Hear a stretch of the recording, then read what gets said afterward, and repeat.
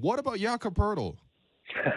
Former Raptor, Yakin skills, number 9 pick, obviously from the Bargnani trade, which is still a miracle to this day.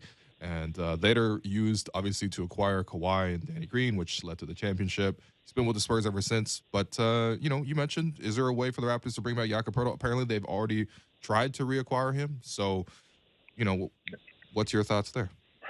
My understanding is it's almost become like not a joke, but it's almost not a meme. That's probably not fair either. But there have been like regular conversations over the years about somehow getting Jakob Poeltl back because he's A+ character, A+ defender, and I think and brings other qualities as well. So they were. I think if they were being honest, I think their preferred target at the trade deadline was Jakob Poeltl. And I think they were willing to go as much as 2 firsts. To what level of production, I don't know, but they just couldn't get it done. And so I think they've almost like thrown up their hands. Okay, I guess it's not in the fate for us to grab this guy. It is, but it is interesting, right? Like it's pretty clear that San Antonio's, they're not rebuilding; they're tanking, and they're trying to turn Victor Wembanyama into the next Tim Duncan, I guess. But by the way, he plays for Tony Parker's team, right? Although I think he just left. Like I think he just went to another team or some like it was almost like a. Like what do you call it? Like he declined his option and became a free agent, joined some other team anyway. Okay. But this is an 18-year-old in France. But all that to say that I'll be pretty surprised if there's not an opportunity for some team to acquire Jakob Poeltl. Maybe it's not in the free agency period. Maybe it's more towards the deadline. I mean he's only on about a $9 million deal. Yeah. So I think the question the Raptors might be asking themselves is, do we want to give up roster and draft capital for, a year and a bit of Jakob Poeltl when we can maybe get some facsimile of Jakob Poeltl, without losing anything of our roster or draft capital? And, that might be, when you kind of stand back and look at it, that might be a smarter way to go or a more efficient way to go, and so then you get into, who's out there in free agency. But, all I can say is what I told you is I know they've tried. I'm sure they'd love to have him, but I don't know if there's any traction on anything like that. Fair enough. And listen, if the Spurs, I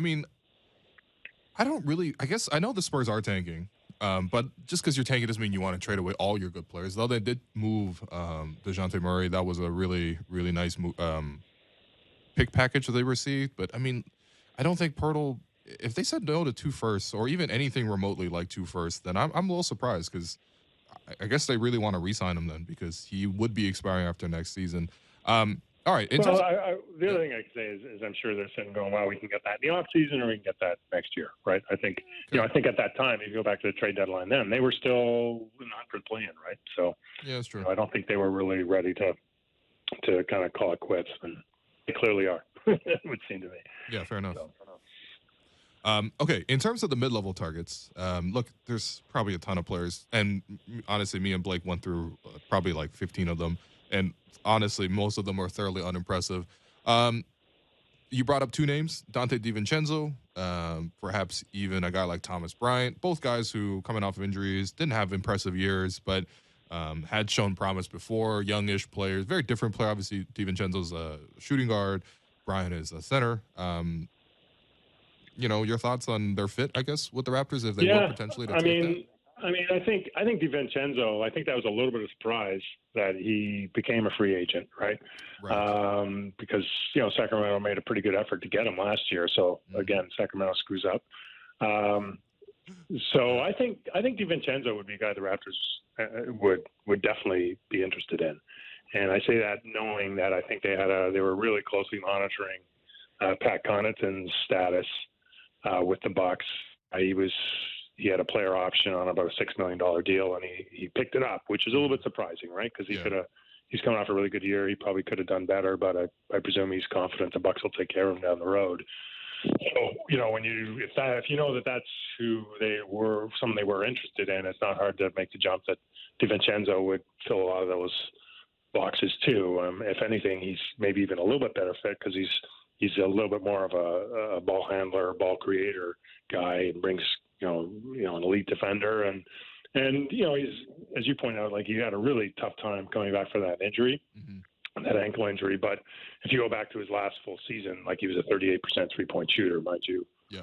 Taking threes when Giannis is, dragging 4 defenders with him is probably a little easier than doing it maybe in some other places. But and he's 25, and I talked to one agent, and they thought he would be maybe kind of somewhere between the taxpayer mid-level and the full mid-level, so somewhere between that $6 to $10 million range. So. Mm-hmm. Depending on years, could probably be a decent pickup. But that said, I think a lot of teams will have some interest in him because at that price range. Thomas Bryant's interesting. Again, you got to kind of throw out his past season just because he came back from a year off and I don't want to say he was terrible, but he didn't show all that great. No, he was not. But if you look at his performance at the end of the season in the bubble to the beginning of the season the year before when he got hurt. He was shooting 40+% from 3 on a high volume, good rebounder, really good all-around offensive player. And he's a guy I think you get cheap, right? Mm-hmm. So maybe that's where your biannual exception comes in. I don't think you'd have to dig too far into your mid-level if you used it. So maybe, right? If you can do something with Brian on your biannual exception, then, you still can use your mid-level, and that's where you can go and get a guy like DiVincenzo, or who knows, maybe even DeLon Wright, somebody with your backcourt a little bit.